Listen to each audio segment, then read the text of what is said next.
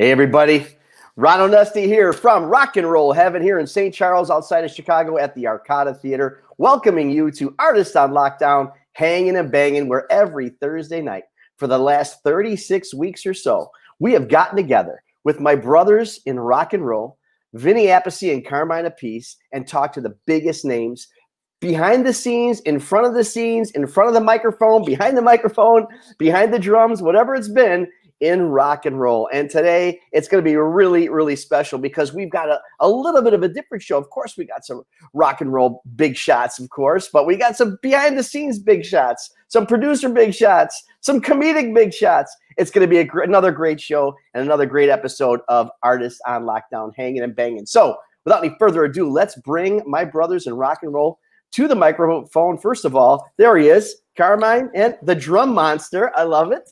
Hello, Vinny. Good to see you guys. I gotta change my name. I gotta change my name to Drummer Dude. Something. I mean, or legend. Icon. Pasta Monster. Pasta Monster. So is that an actual? All kidding aside, is that an actual name, pseudonym for you, or No, you know what? I got that Drum Monster email address on Google about 20 years ago. You can imagine how old it is because it's just Drum Monster. There's no 641, numbers after it. And years ago, I remember going, Drum Monster, and it was available. And holy shit! So, and then I became Drum Monster and got sticks with Drum Monster on it. I used to have T-shirts too. Yeah, it didn't say it's Poison on it. It said Drum Monster. Well, that's been going here. Where's the merch aspect? I mean, that's a great thing. I mean, I know you could really give a guy like David Fishoff the go ahead to take Drum Monster and I know David's the guy. Create, But you know what? There's a problem when you start using anything with Monster, with Monster drinks and Monster cables. They stop it. Separate, but that's if I'm reading it correctly, that is within a name. That's not like a separate name. Drum Monster is one word. But they do it anyway.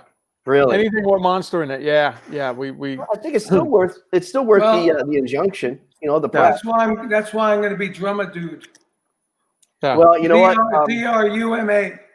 They sued the Frankenstein monster, and he had to stop. Hey, guys, we got a big show. Hold on, I have I just came back. I'm here in St. Martin with Leslie and Joe Calzone. No, I'm not back. I'm in St. Martin.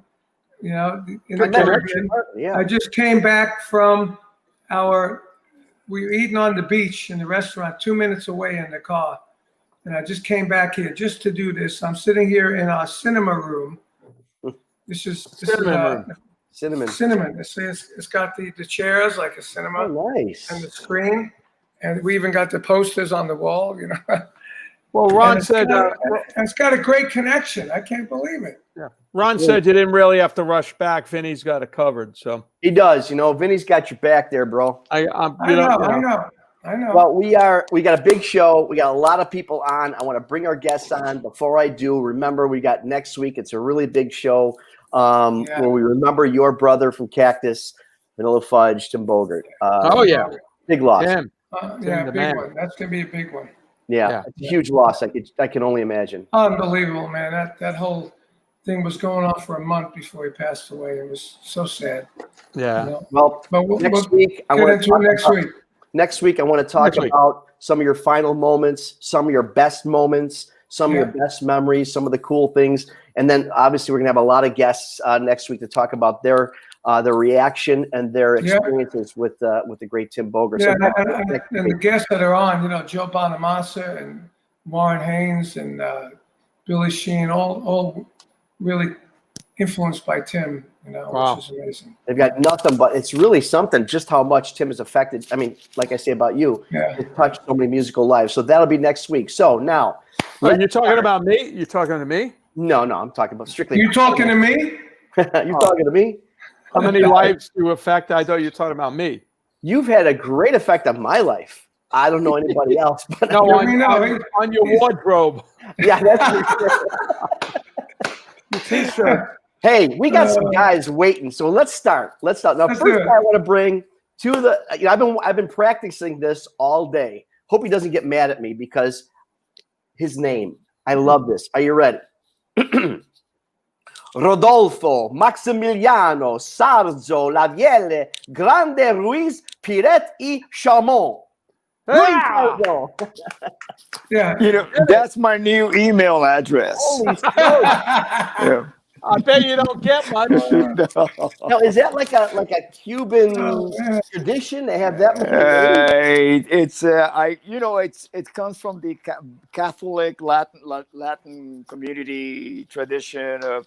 Yes, you get, you guys are Italian, right? So don't you get the same thing? You get like your middle name is the date of whatever day you were born. There's a saint. That's right. Attached to it. So mine was Maximo, right? And then my dad's first last name, my mom's first last name, back to back, Sarzo Lavier, and then it bounces back. My dad's second last name, and then my mom's second last name, and it goes on and on into infinity. Well, how did it get first and second last names? From the father's last name and the mother's last name. Oh, I see. Yeah. Oh, yeah. That's So crazy. what would our name be, Vin? What would our name be? It'd be I think I'd be Carmine. Carmine, Charles, Cyrillo, Michael, Johnny. What's on your criminal record? and I'm a junior. Jimmy two-time. Yeah, look on your rap sheet. That'll determine your name. Yes, I think there's a Capone somewhere down the line. Well, it's a good thing Vinny Boombox. Yo, Vin. Joey Gondones. It's a good thing you shortened it to Rudy Sarzo. Okay, yeah, They couldn't fit that on a record. They would have been able. They'll never fit it on a record. Yeah, I gotta tell you this story. When we first moved to the United States, I went from Rodolfo to Rudolph in Miami. So I was going to school, like 5th, 6th grade. I was Rudolph, right? Once we moved, we were relocated to New Jersey. And my first day in school, public school number 5, I'm like in my desk and I'm sorting it out, putting my books, and I hear the teacher go, Rudy, I'm not paying attention. And Rudy, so I just look up because he was shouting at somebody. I didn't know it was me. And he says, yes, you. And I say, no, Rudolph. And he says, no, from now on, you're Rudy. Really? Nice. And that was it. Well, looking at all these names and being the guy to introduce you on stage, I'm really happy that he went to Rudy. Although I have a nephew, my brother Rich, you guys know him as our producer, sound production at the theater. His son's name, Maximiliano. Yeah. We love it. We love it. Not Italian, right? Yeah. Well, actually, the Italian part is Massimiliano with 2 S's rather than the X. Yeah. So yeah. You guys want to hear something strange? And I found this online because my relatives in Padova, Italy, right. Italy, they contacted me online. Once we started getting online, Facebook and all that, and that's where the Sarzo name comes from, Padova, which is where Ronnie James. Yeah, Ronnie's real name's Padovano. Padovano, yeah. From Padova, Italy. That's right. Yeah. You remember when we toured Italy, Vinny, and we met this woman that had the last name like us? Yeah. Yeah. Really? She said she was a lost cause. She said that her father came to America and her father, started our family basically years ago. But how the heck? And then we asked my father's brother, who was still alive at the time. He said, that's bullshit. He says, we don't even know who that is. But I want to know how she pronounced it because you guys are obviously very confused. How does she pronounce it? Appice. Appice, Appice. Appice. Hey guys, we got a big show tonight. I want to bring our next guest also to get on with our conversation. This guy, I spoke to him a little bit before. You know, again, we all have our heroes musically, but you know, I'm in the behind the scenes a little bit, producing the shows and doing that. Well, this guy, we don't have the time to go into his accolades, but he's produced so many things. He's represented so many individuals, wrote a best-selling book. And you know him from the rock and roll fantasy camp. Let's bring him, David Fishoff. Hey, David. Wow, I got such a simple name, Fishoff. I know. Vinny Fishofferino. Give me something a little bit more. Wow, I got simple. I had no middle name, just David Fishoff. It was Fischhoff, but you know, my father came from Europe. He changed it because he wanted to keep it simple. So nothing fancy. Well, what you've lost in the complexity of your name, David, you brought to your career with everything you got. Thank you. This is fun. I haven't stopped laughing like this in a long time. Let's just keep going. This is a funny show. Well, why? I didn't understand, Vinny. You told me that we're going to do the show from where Carmine is, and I didn't get my plane tickets to St. Thomas. I know. No, I'm in St. Martin. Oh, St. Martin. Oh, that's why. He was waiting for your credit card number. Yeah. Someone's got to pay for Carmine's tickets. Somebody's got to pay for these tickets. Exactly. Hey, we have the house here, so we're not in the hotel at least. So right now. Well, it's a pleasure to be here. Thanks, guys, for having me. It's an honor to have you here. We got another guy that's also going to join us tonight. I know he's backstage, so I'd love to bring him on because this is a guy I'm excited to meet. I've never met him, but I know he was booked at my theater, the Arcada Theater, in 2020. We moved his show now 3 or 4 times, but hopefully we'll get him. Let's bring Carrot Top to the microphone. So excited. Come on. Where is he? Where is he? Where did he go? There he is. There he is. Rikki. Hey. Oh, Rikki. Oh, That's Rocket Top. Wait a second. Yeah, that's Rikki. That's Hey, Rikki. How you doing? All right. Well, let me get my text straight here. I see. Okay. Carol, he's just going to join us in a minute, but Rikki Rocket from Poison, my man. So good to see you. I'm sure that it was a much better introduction with Carrot Top than Rikki Rocket anyway. I know. Let's start all over. I love Poison, and he's great. Okay, Rikki Rocket.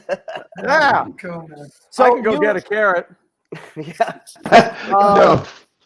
I don't get some cauliflower. I'm glad you made it, bro. Yeah, we had a little mix up with the times. You know, when I said it's my bad. Yeah. It's all when good, I said man. 7 o'clock, it was like, 7 o'clock Eastern. He thought it was 7 o'clock LA, but it's cool. You're there. You've got a nice brick wall behind you. It looks good. Yeah. Well, Rikki, thank you for joining us. Yeah, you know what? Behind this wall is my drum kit. It's actually a fake wall that I built, and on the other side of it is like acoustic tile and stuff. As a matter of fact, do you want to see it, guys? Yeah. Sure, let's go. Let's take a little walk. Okay, here we go. Hey, look at that guy. Look at that guy. Oh wow, there it is. Nice. See, so it's like it's a facade. I know Rudy's got his words that are over the top. That I was like, Rudy, I don't know what you're saying, but you'll do it. If you do it, you're going to clean it up. But I do at least know the word facade. So that's very cool, man. So how you been, man? What you been doing, Rikki? You been, during this whole COVID thing, you doing some writing? You doing some recording? You know what? I've been spending a lot of time with my kids. This is Jude, Bugsy. Hey, Jude. Hey, Jude. Hey, Jude. Hey, Jude. And then this is Lucy. Come here. And this is Lucy. Yeah, look how cute. Hello. Wow, I want to run home to my little girl. Her name's Critter. So I got Bugsy. And Critter. Oh, nice. So, but this week it's Spike. When we talk to Spike, I really want to understand. I think David and I would like to know how we can make our hair look like spikes. Yeah, I'm dying to. How can we do that? A lot of Well, great. Rikki, what you been doing, man? What you been doing on the off season, kind of? Oh, we lost him. Yeah. Uh-oh. No. We'll get back to Rikki. Let's no, go no. to David Fishoff because David, you know, I'm really curious. I mean, obviously, I talked about a little bit about your. I don't know. We're back. Okay, Rikki, I'm talking to David for a second here. I'm trying to keep this straight on the rails. It's going all over the place. But anyway, David, it just really, you know, obviously you're a visionary. And I say that because you've created stuff. I mean, you know, you look at all the bands or the Happy Together tour. I worked very closely with every one of those at the Arcada Theater to put them all together. You're a master of creating, taking the best talents and putting them together with Ringo's All-Star Band, with, you know, what you've done, even with what you did with the association at the beginning, putting them on tour. How did this stuff come to you? Are you looking at bands saying they would look good, they would do good together, or does it just like happen? I'm really ADD, to be honest with you. Well, it's obvious. It's obvious. I gotta come up with new ideas all the time, or else I get bored. Yeah. So, you know, I'm in the perfect business for that. Years ago when I was a sports agent, and then after becoming a sports agent, while I was doing my sport. By the way, excuse me, let me just interrupt 1 second. Very close. I'm president of the National Italian American Sports Hall of Fame, and Vince Ferragamo is one of my closest friends. Oh, send you his best. I love Vinny. I love Vinny a lot. Yeah, we're very close. Nothing but freaking high praises for his buddies. I just want you to know. He was a great client. I love my ball players. They were great, and I made sure that they would all have money today. That they realized that the sport's going to be short, and you better save your money. But I tell you what it was. I really got bored being a sports agent. People think I'm crazy, and you'll see in our film because all it was about show me the money, get me the money, and I couldn't really get creative. And I was sharing office space with Shep Gordon and Gary Kerfus. I don't know if you remember Gary Kerfus, the late manager, and Talking Heads, Ramones, and we're all in this office space together. And I remember Blondie and all these people coming up to his office. And they're like gold records on the wall, and that's when I decided that I wanted to try entertainment. And someone called me up, asked me if I wanted to represent the association in '83. And I said, the association of what? I didn't know what we were. So I went out to see them because they said they were a band. And they started playing me all the songs. And I said, wow, I remember these songs in the dentist's office. And so I took them on as clients. And I can't tell you, but I booked them everywhere. I went to William Morris and whatever it took to get them bookings. And then it's when I picked up all these other bands. Also, if the association could be so successful, we want to do this. So the Turtles called me, the Grassroots called me, and Gary Puckett, the Union Gap. So they called you. They called me, yeah. They couldn't believe the association got $1 million of bookings. They were working every night. So that's when I decided to package the Monkees too, right? That was first started with Happy Together 1 and then Happy Together 2. And then it was the Monkees. That was 20th anniversary. Yeah, 25th anniversary. That was amazing. And the Dirty Dancing, I did that as a live tour. And it keeps my mind going. I get bored. I get very bored. Being ADD. So you always got to come up with new ideas. Well, I love it. Hey, Rudy. Back in with Jeff Tate, another good friend of ours. Great job with Queensryche. I mean, you got a chance to play with Rob. Was that the only time you played with your brother on a national scene like that? Yes, on tour. Yes. And that was it. was there ever a time when maybe I'm over dramatizing this, but was there ever a moment when you and Rob looked at each other on stage, just like, hey, look at us, we were 5 years old together at one time or so? You know what I mean? Did you ever have that moment where it's like, hey, look at us as a family? Well, not on stage, but I mean, there was a really good reason, and it was understood between my brother and me how much it for me it meant to actually finally be on tour with him after all these years. So it was not really necessarily something that we took on stage with us because we were more concerned about performing the songs correctly. Sure. The performance. And so we left that behind, but it was understood that I think that was more a period during pre-production before we went on tour, because we were staying together in a condominium somewhere in out near outside of Seattle while we were rehearsing up there. So we got to spend a lot of time, working on the songs together and, just going through that experience of for the first time doing that. Got it. Hey, Rikki, Hey, Ron, ahead, hold on. Carl. I think Carrot Top is backstage. You see him? I do not. I'm waiting for Ben to let me know what's happening. So, Because I just got a text from him with a picture of him backstage. all right. Well, nope. Does he have a backstage pass? Yeah. The security guard. No, he's trying to get to you to get that. Yeah. No, not yet there, Carmine. I'll get him as soon as he's having a couple little issues right now. We'll get him on. Ben, check it out. I just resent him the link. Ron, I'm here in Vegas, so I can go pick him up. Yeah, go over to Luxor, pick him up. Yeah, exactly. Oh, you're in Vegas?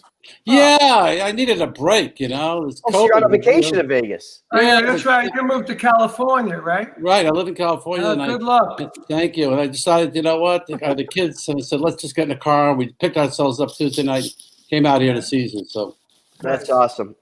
Yeah, we're working with Carrot Top right now. Just be a couple minutes, okay? Hey, All right, Rikki, obviously you've been. It's so cool to see you and meet you for the first time. I haven't met you, I don't believe. Being with Poison since the beginning when you were Brett putting this thing together, and Brett is by us with his band 2-3 times a year, and just like Poison, and we can't say enough about Brett. What a good guy he is to his fans. And I got to say this to you too. Poison has been so good to their fans. I mean, really, there's a lot of bands out there that are good. You guys are great to the fans. And is that something you conscientiously sit down? Hey, guys, we got to make sure that we take care of the people who's paying for these tickets. Is that something you guys talk about? Absolutely. Fans, I mean, we all know it. Fans are, if without fans, you're out of a job. Mm-hmm. Yeah. It's just that simple. And, some bands are a little more standoffish, and sometimes it works for them. It's the weirdest thing. There's sometimes where people, some musicians don't embrace the fans that much, and the fans actually think that's cool. I don't know why, but Logic or something like that. But no, I remember one time, Brett and I, honestly, this is a true story.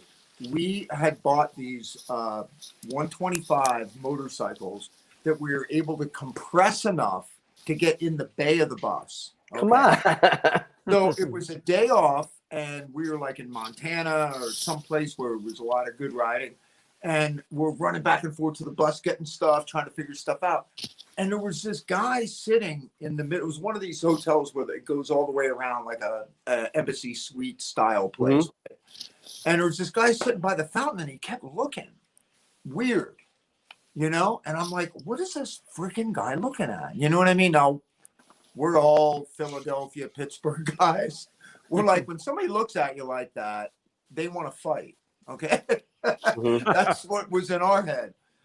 Not realizing not all of America's like this. And so we decided to go back out again. And this guy's looking at us. I'm like, I can't take it anymore. And he goes, I can't either. I'm like, dude, what the fuck? And we start going off on this guy. And he goes, hey, man, I'm sorry. I just can't believe that I'm actually seeing you guys. I love you guys. You're my favorite band. Blah, blah, I can blah, see blah, it. blah, blah. I felt so horrible. And we looked at each other that day and said, if you ever snub a fan, I'm going to punch you in the face in front of the fan. And that's a promise. And he goes, okay, back at you. So it's we've always been super, super cool with fans. So. And I've seen that, being on the other side, we'll do the meet and greets after the show and stuff. And I've seen, look, I got a lot of respect for Brett's band. They look after him. They're really, all the guys, of course, and they're really, really close, watching him and making sure that the fans are doing, we're keeping their distance and all that kind of stuff. But I've seen him almost, what's the word? I don't want to say chastise, but you know what I mean? Hey, man, I'm cool. Let them get closer. Let the fans get closer. He's really, you could tell he is on the side of the fans. You could tell that's the mantra that Poison practices. So kudos to you guys. When we came out here, there's to Los Angeles, we play the Troubadour. I remember Eddie, who ran the Troubadour. The first time we ever played, we stood by the door and thanked people for coming out. And he goes, I've never seen anybody do that. Are you guys nuts? He goes, everyone goes up in the dressing room and hangs out and smoke pot or whatever. And I'm like, well, we'll get to all that, but we're first going to say hi to everybody. And you know what? There was a cute chick in the front row, and I'd like to say hi too. So I mean, why not? but that's in PA and Maryland and all those areas where we played. There was nowhere to go when you were done playing. You played a club. What were you going to do? Go to the bathroom? There was nowhere to go. Right. You had to mix and mingle. So we didn't know. Now, eventually, of course, all that had to change the bigger that we got. But it grounded us for a very, very long time, you know? Absolutely. And God bless you for that. Hey, Rudy, obviously Quiet Riot in the news as of late, terribly. We lost our buddy Frankie, and you were there during the Dubrow years, and that had to be challenging. Did you get a chance to be, relatively close with Kevin? Did you see any of that coming? I mean, how was it in those years with Quiet Riot? Which years? The Dubrow years? Yeah, the Dubrow years. Oh, I played in Dubrow, and I was living with Kevin. Mm-hmm. Right before I joined Ozzy, I went from sleeping on his floor, got the call from Sharon, and the next day Ozzy called me. I did the audition. That very same day that I passed the audition, I moved over to Sharon's father's family home in the Hollywood Hills. So yeah, I spent a lot of time with Kevin. Yeah. See, I did the same thing. I got the call from Ozzy too. Yeah, I bet you did. And then I got fired. Me. He got the call too. I got the call too. But wait a second, Rudy, you're missing something, because you didn't say yes to Ozzy right away. No, I didn't. Yeah, it took more than that. What was that story? Yeah, I always, I was committed to a band called Angel at the time, but I was still sleeping on the floor and starving because the Angel were not signed to Casablanca anymore. So they were like, we had we were showcasing for labels and stuff. And, it looked like there might be something down the line, but, that did not take care of my situation. And then, Kevin actually yelled at me when I turned it down, because I explained to him what the phone call was about. And he says, well, you have the chance to play with Randy again and get off my floor, because I was sleeping on his floor in a spare bedroom, So, that puts some sense to me. I mean, lately I've been really not listening to that voice anymore, because it gave me some really bad advice. Smart. Continuously. So I figured no more listening to that voice in my head. I listen to other voices now. Now, Rudy, you and Drum Monster up there. Now, where did your guys' worlds collide? Was it Dio? Was it you guys have been together in some incarnations? We've been in the same band at different times. Right. Yeah. Yeah. Actually, we got close together at David's rock camp. That's right. Where we, we're on the same camps, many of the camps, and we were counselors, and we played in the when I was a musical director, I always chose Rudy to play bass with me because it's we're on the same page. Sure. So we were always in the same band, pretty much at rock camp, and then we did so many camps that David put on that we really got close together there. Now we're in the new movie. Yeah. David's got to tell you about the movie. My first calls when I come up with a camp concept, I call Rudy and Vinny and Teddy, and they always Teddy. They're my go-to guys. And if I know they'll be at a camp, it's going to be the best camp ever. So, and I'm so proud of them and I'm so excited for them because for 5 years we've been trying to. Jeff Rowe and Doug Blush have been trying to get this film out, and it was released last weekend. And congratulations, guys! It's 91% on Rotten Tomatoes. Wow, it's like unheard of. I didn't even know that, but it's really amazing. It's called Rock Camp, the Rock Camp. I call it Rock Camp the film, but it's really just called Rock Camp. And today they added 20 more theaters that weren't expected that want to carry it virtually. So yeah, it's going to be very, very exciting. There's a perfect time for this movie to come out too. Everybody, Yep. Well, at but you know, home looking at movies, and well, yeah, they're tired now. But I'll tell you what I'd love to talk about the film. How many of these films, when they come out with these music films, they're all like behind the music. I know when I toured with Ringo, we used to just make fun in the back of the bus, behind the music. Okay, band starts out, they make it great, then they lose all their money doing drugs, and the manager steals all the money, and then they go back. Every band, not put the name of the band in, just name them. They're all in there. And the wonderful thing about this film is that it takes you from the beginning all the way to the end and never goes down. It just takes you it really does. I think it's so life-changing. It really shows the camp. I think they did a great job. Because the guys can tell you, they know how much it's hard to put a film together because you really want to tell the story. And it's so hard to tell the story of rock camp because just like a film, how many times you go see a film and you see the trailer and then you go see the film afterwards and you get so disappointed. I can never show how great this camp is in a trailer. And hang on, we got. Let's play that trailer. Play the trailer, yeah. Let's play it. Here we go. Where while he sets it up, where can we see this, David? How do we get? So you go to rockcampthemovie.com, rockcampthemovie.com, and you'll see a listing over 100 theaters, and there's also one Anytime New York. And Anytime City, and $1 goes to Music Cares, and you pick a city and just pick your favorite city because we'd like you to support your local theaters.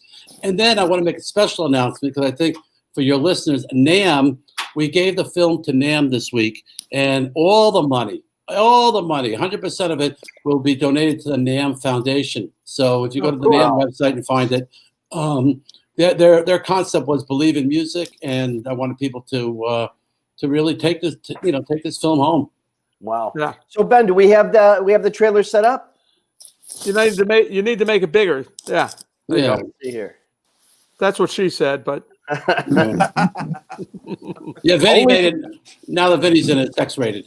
Yeah, I know. Yeah.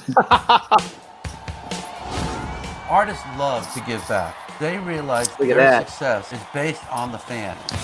And that's how I came up with the idea of Rock and Roll Fantasy Camp. Look at that handsome gentleman. Very easy to forget where you came from. Once Roger started doing it, it opened up the door. Rock and Roll Fantasy Camp became part of pop culture. Just like that. Welcome to Rock and Roll Fantasy Camp. Okay, this person could play, this person could kind of play. You would have a 15-year-old kid playing drums and a dentist on guitar. If this band were a real band, it would be the weirdest band ever, but cool. A lot of really good players come through. One guitar player was shredding like a mother, and I'm thinking, what are you? He goes, I'm a doctor. I'm going, wow. I want every rock star to do what inspires them. I had to experience it. Lita. If Bob Dylan and Gene Simmons and Jimi Hendrix auditioned for The Voice, you think we'd make it? Oh, it's fun, huh? This is fun. You think we'd make it? Nice playing, but get with him. It's great, huh? Paul Stanley, same. Reminded him of Buddy Miles. Hey, babe, I'm in the middle of a vocal thing. Ready? I'll call you back, okay? Looking forward to another good bashing of rock camp. I've reconnected with my joy of playing. Singing for the first time on stage. It's a very special thing. That moment, for me and for him, it's real. Wow. I can't think of a more fun thing to do. I mean, it's better than stamp collecting. I tell you what, man, obviously Rock Camp has become just as iconic as the guys that are and ladies that are in it itself. So congratulations. David, is there a special moment? We talked earlier, Rikki, obviously about the fan connection, but you talk about an ultimate fan connection. You provided it. Well, yeah. Well, I loved Bob left us. He's probably the biggest critic in our music industry. And he said, these meet and greets are, they come in, they leave, they come, they leave, they come. This is where you're going to get to hang with Rudy and Vinny for 4 days and to watch them give off the knowledge. And what I get so much fun out of is they're not promoting a concert, they're not promoting a performance, a record. They're just giving of themselves. And to watch the way these gentlemen do it and the lives that they've changed And, yes, it's great. The big stars, they come in. But to me, the magic of rock camp is Rudy Sarzo, Vinny, Teddy, and the guys, and, even Tony Franklin in the film. Every one of those counselors, just the way they give it to the people. And I hope that, what's kept us alive for all this time is that the two, I think it's the rock stars enjoy it as much as the fans, and that you have to ask them. Yeah. But I think that for many of them, it's been, like Roger Dolce said, it reminds me when I first started.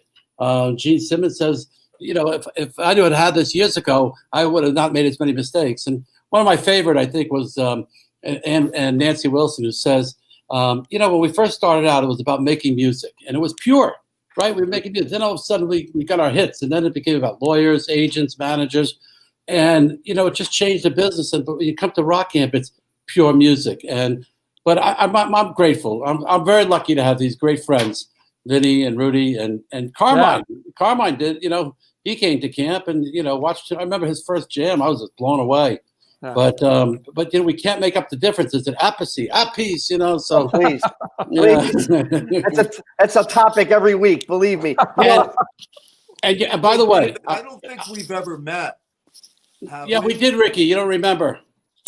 I don't remember. I know you know Eric Sherman very well. Very close. Yeah, I think we met once. I think we did meet once. But yes, I love Eric. I speak to Eric every day. He's been a great friend, and he talks about you all the time. And yeah, it's great.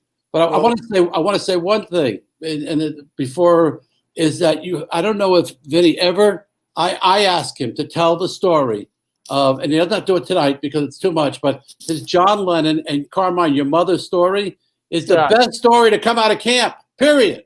That's the lasagna story. The lasagna story, right?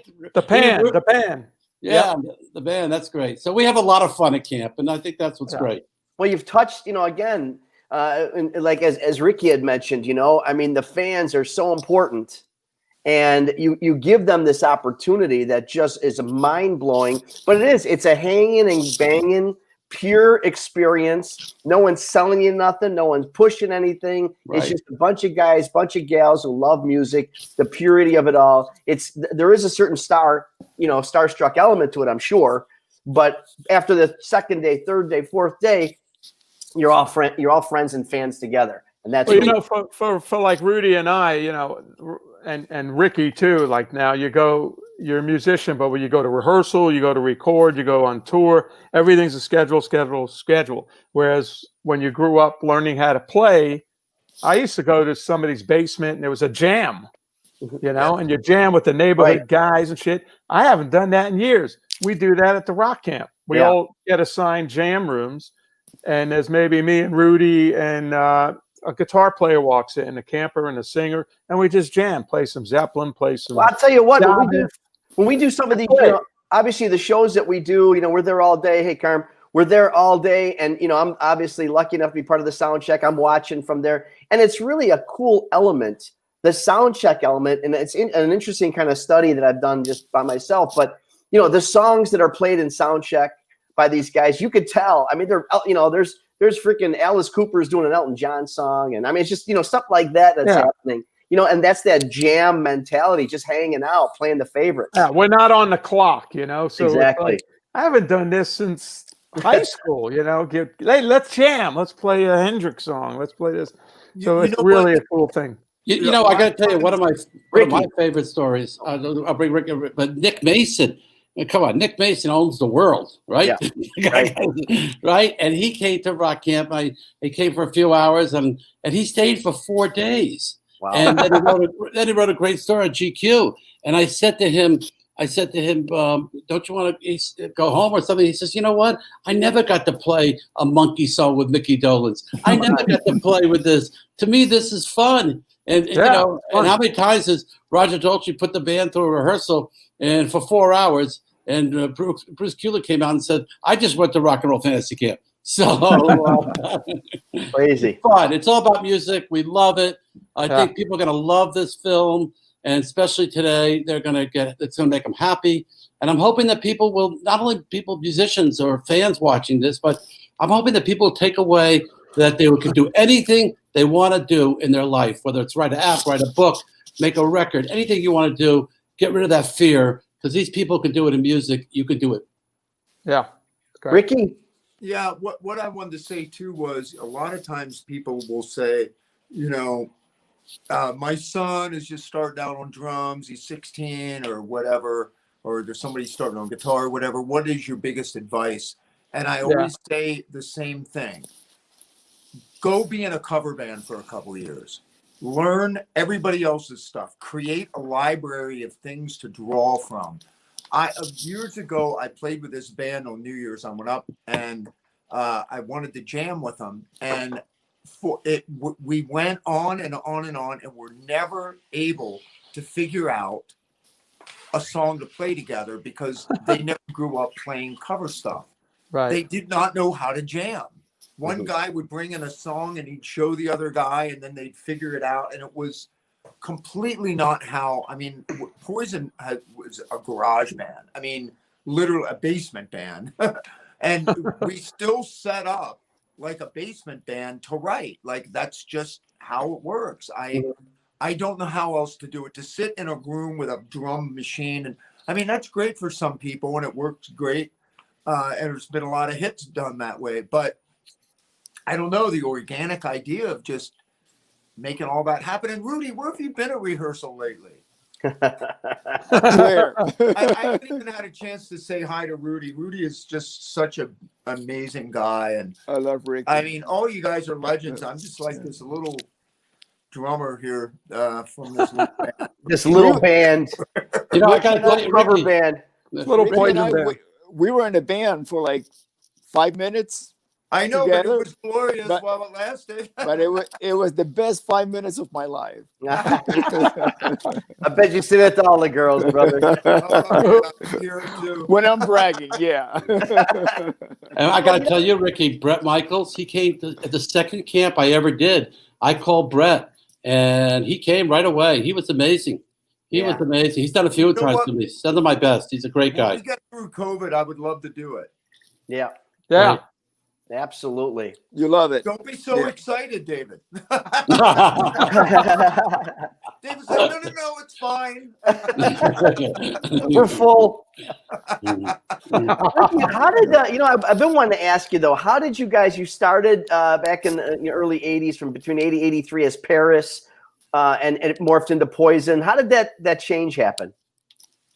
Well, we changed the name once we moved out here to Los Angeles. That's when that name change came. But the band had a dramatic change, I think, when our original guitar player, Coco, left the band and Cece joined. I mean, that was the major shift.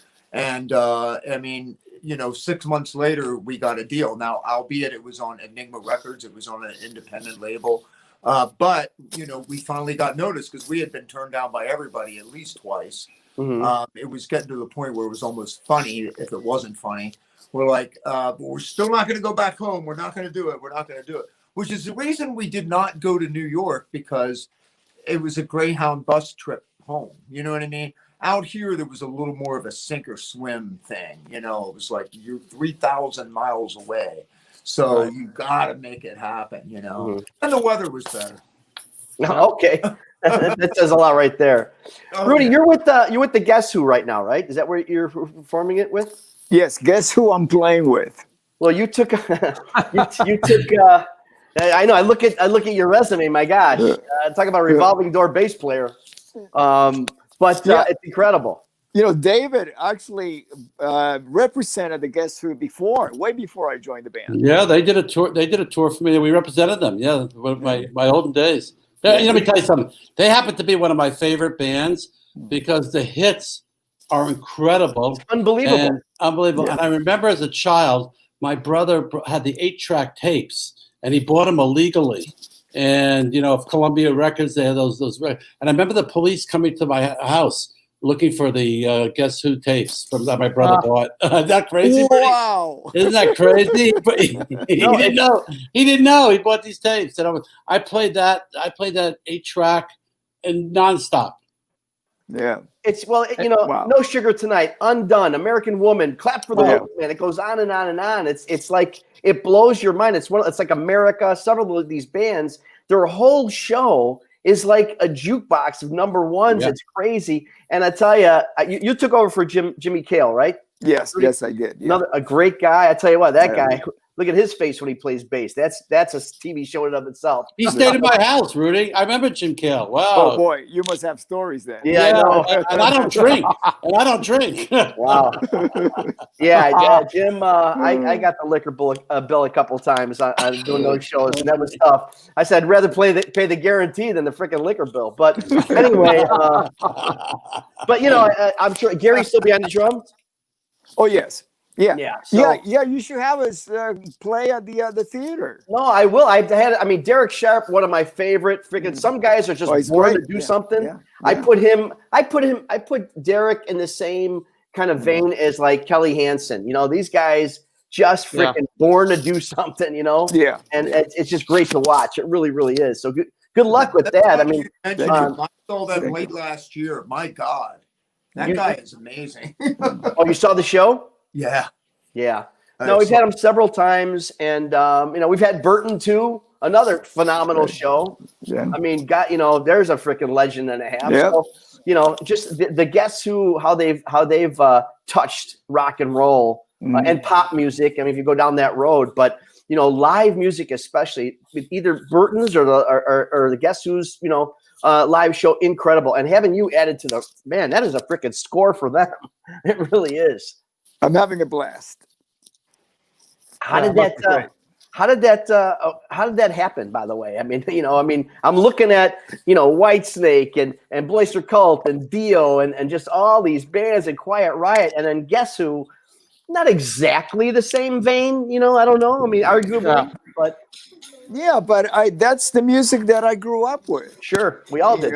Just like the Fudge, listening to Carmine playing with Tim, that's, and so, yeah, it was very organic. I'm not sure if Sass Jordan was in the Queensryche version that we play at the theater. Was she there? Sass? Yes. Yeah, okay. Yes, absolutely. Sass is married to Derek. Oh, Derek Sharp. I didn't know that. So when they were looking for a bass player, Sass said, "Hey, why don't you call Rudy up?"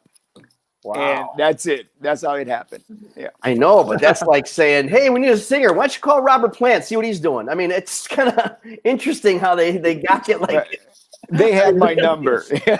Wow. I'm easy to reach. Hey, we were in England playing with. I was in a band subbing for Bobby Rondinelli. This was a while ago. The Lizards playing opening for the Fudge. Yeah. Oh yeah. And Tim Bogert was sick that night, and so I'm backstage. We don't know what we're going to do because Timmy sang a lot of the songs. So it's in England. I'm warming up on the drum pad in the dressing room, and the door opens. Robert Plant comes in.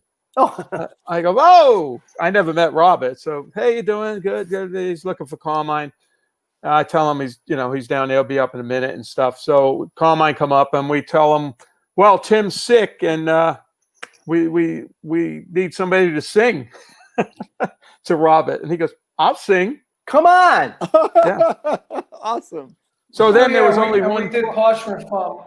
With the pump, but there was only one drum set, so we were fighting over who's gets to play the drum set and who gets to play the snare in the front. I got the drum set. Of course, you ain't giving that up. Nah, Carmine played the snare, but it was great. Robert sang You got to with tell it. the rest. Robert. You got to tell the rest of the story, though, Vin. I What? was on the bus. And I broke out in a rash, right? And these fucking guys, excuse me, Vin. He goes out and gets me a flea collar. Right? I bought him a flea collar. This was in England A flea too. collar, right, in England. So I'm on the bus, and my roadie comes in and says, "Hey, Robert Plant's here. He wants to see you." And they were busting my balls all day. And I said, "Get out of here. Robert Plant won't be coming here." He said, "No, he's here. He's here." It was I a said, little "Look, I tell you what, if Robert Plant's not here, you're fired." Come on. So he comes and gets me, he brings me in the dressing room, and there's Robert. And I said, "Oh, wow."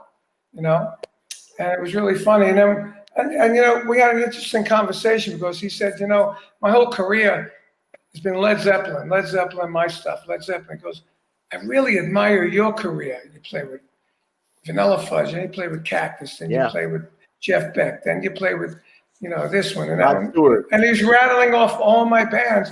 And I was amazed that he knew everything, I said, yeah, well, that's great, Robert. I really appreciate that. But look at my bank account and look at your bank account. I know.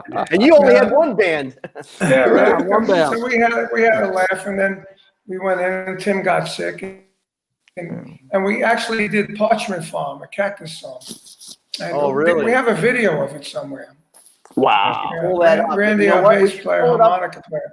We should That's pull it video. up for the Bogart show. That video. Yeah. No, He wasn't on it. Carmine, he did a Vinny rock was- camp for me once. He was a counselor at rock camp once. Yeah, he was. Really? Yeah. Right? Yeah. Yeah. Oh, Tim, Was he Tim did it. personable? Yeah, I remember the one. What's that? Tim? Yeah, Tim that was was rock camp. personable? Tim was a counselor yeah, at very. rock camp. Yeah. And at one time there was like 6 bass players on stage, and they did the Spinal Tap song, Big Bottom. What is it? Yes. Big Bottom. Yeah. Boom, boom, boom, Right. or whatever, however it went. Yeah. Fucking 6 bass players. It was unbelievable. The Yeah. walls were shaking. I Timmy remember was I did one of the rock camps when you did it at Gibson. You remember that, Dave? Yes, yeah, early on. Yeah. I was on Yeah. I was on salary with Gibson, and I did what we got all the big stars to do. I went around to all the classes with you. And, You were amazing. and, I remember. And played I with remember everybody. Yeah. your drum That was your fun. drum exhibit was unbelievable, unbelievable. Yeah, thank you. And I did a clinic. I did a clinic at a Hollywood one. Yes. I remember that too. That was a lot of fun. God, these Speaking moments. of Robert Plant, the Zeppelin came over. They opened for the Vanilla Fudge. That's how they Right. just came over, and it was crazy. So Carmine watched them a couple of nights, so that he talked to Robert Plant. And he told him, maybe you should move around a little bit more. on stage. Give him a little tip there, huh, Carm? I did. Oh yeah, we were walking on Santa Monica Boulevard, and I said, Robert, you guys sound great, but you should move around a little more. I think it might be better for your image. Right. It's a good thing. Thanks to you. Look where he's at. Look how it happened to him. You guys might make it. You guys might make it. Yeah. If you move around. Hey, the other flip side of that story is December 26th was the opening day for Led Zeppelin in America, and we were playing the show with Spirit in Denver. It was sold out. It was like 7,000 people, and our old agent Ron Terry was their Zeppelin's agent. He said so. He tried to, Barry Fay, right? You guys, Yeah. Barry Fay, the promoter, but he wanted, they kept hitting him up. Let's put Led Zeppelin, Jimmy Page's new band, in front of Vanilla Fudge. He said, we don't need him. We're sold out. We don't need him on the show. He says, come on, it's only $1,500. Come on. Wow. He says, we don't need him.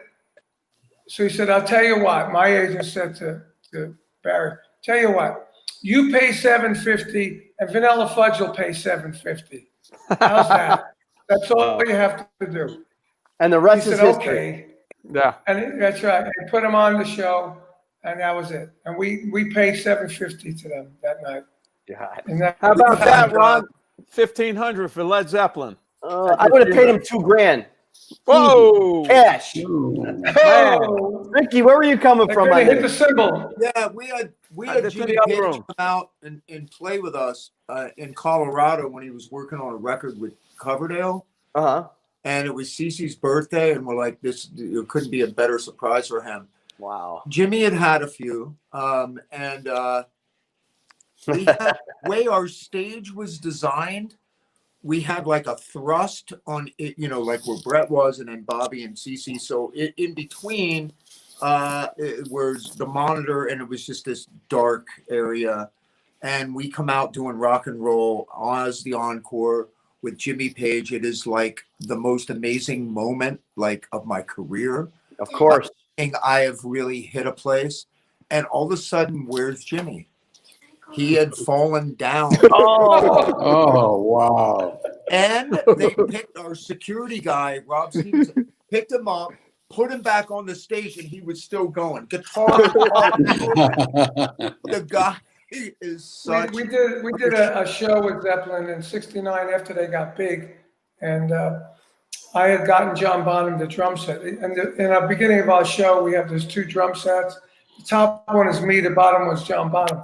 Anyway, so when Robin and Jimmy would do, I think it was how many more times, they would do this like 15 minute thing between the vocals and the guitar.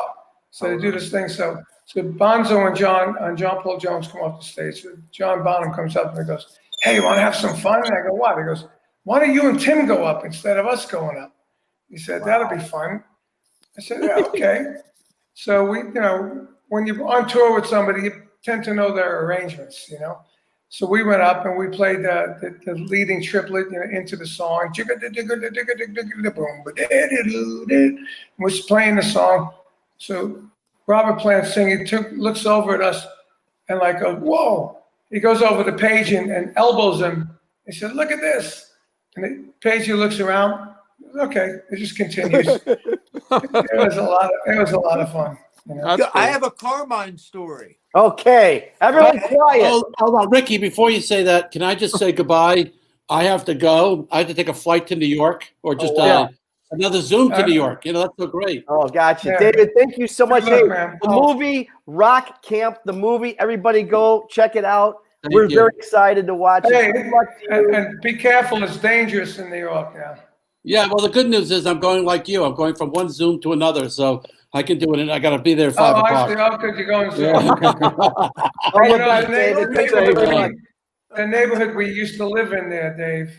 Right. I miss this Big Apple. But listen, the movie's great. And you know what? I think, Carmine, you'll be so proud of your brother. And I know your parents would have been proud to see him. Now he's a movie star. He's not only a pro. He's a movie star. Hey, Vinny, the movie star. Yeah, exactly. Over here, TV and movies. All the best, David. Thank you, buddy. Bye, David. Okay. All right, Rikki, you got it. What's your Carmine story? Yeah, so Brett and I had a friend that did work security at Harrisburg City Island. And Crocus played. You remember Crocus? Absolutely. They're still playing. They're still by me. Yes. And Carmine was playing with Ted. Pardon me? Ted Nugent. You were playing with Ted Nugent. And we somehow we got backstage through this friend that did security. And we were scared to death because we, everywhere we looked, somebody was pushing us somewhere. Like, we didn't know what the hell. I try to remember this when people are backstage, right? You came out and were the nicest freaking guy ever. And I think I told you this story when we played like the country club or something like that. You came to see us see Poison years later, before we even had a deal. I think it was when we were like, had girls dragging Brett out with cat makeup on and shit. I remember you played a gig with us with King Cobra. You guys opened up for King Cobra. King Cobra. That's right. Yeah. But yeah, you were hell nice, and I think you went and got me a better pass so we wouldn't get kicked around so much. And I don't remember a whole lot about it, but I think I was about 16 or something like that. And you were telling me about Rod Stewart days and all that stuff. It was anyway. Thank you. Now I want to thank you now for that night. See, another life you've touched, Carm. Another one. Thank you, man. Thank you. Hey, Rikki, real quick here. Sorry. Listen, Carrot Top couldn't get on, by the way. So yeah, we'll have to reschedule him. Yeah, reschedule him. He's funny. He's a great guy. Again, we're looking to reschedule his live show at the Arcada Theater in 21. We're working on that literally today. So we'll have Carrot Top back on. Hey, Rikki, I know you had this, obviously this big tour going on. It was possible. I'm filling in for Carrot Top. No, right on. Remember? You're doing that's right. Rikki does our Carrot Top tribute band show. Carrot Top got mentioned by George Carlin. I've never been mentioned by George Carlin, and it ain't never gonna happen. That's right. But anyway, that big tour, who was it? Was it with Motley Crue? Motley Crue it was Def Leppard. Def Leppard, yeah. So where does that sit? Obviously, with all the COVID, has there been any plans for summer of 21? You know what? Look, we're all at the mercy of COVID right now. Sure. Obviously, the plan is to forge ahead with the plans to do the tour, and with any luck, it'll happen. I mean, we all want to play, obviously. The opportunity for this lineup is rare. And I just think it'll be, I mean, you want to talk about something great for the fans. If I was a fan and I was dreaming up a lineup, that might be it. So, I mean, it would, I really hope it happens. Yeah, we all do. Well, it's probably, I'm thinking from talking to some other guys in the business, it's going to be, they're really be pushing for the outdoor sheds, the outdoor opportunities for this tour, which obviously will make it a little bit easier to plan on anyway. You know what? I hope the new administration does everything they say they're going to do, and we get vaccines out, and we all get to a place where we can go do these concerts and band camps and all that kind of stuff. Yeah. All of us want to do that. So, let's get with it. I don't know. I don't know if I could play for an hour and a half anymore. Right. Yeah, I know, right? I play in there for half an hour, a whole hour and a half. Oh That's a lot. too. Especially the way that you play, Vinny. My God, it's about as physical as any drummer can get. I know. You haven't seen me when I was young. My neighbor said he must have been angry that day. He was beating the shit out of those drums. You know, all kidding aside, Vinny, I wanted to know, because you obviously, I mean, you're known for your just really just slapping them things. Is that something that you actually like? I mean, obviously it's an organic thing, but is that something you're really trying for? I gotta hit harder, or is that style? He tried to be louder than me. That's okay. That explains it. That explains it. Yeah, but I didn't play those wimpy ballad shit. Oh, here we go. I never played ballad, love songs, unplugged stuff. I don't play that stuff. My first website said Vinny Appice, the loudest drummer in rock.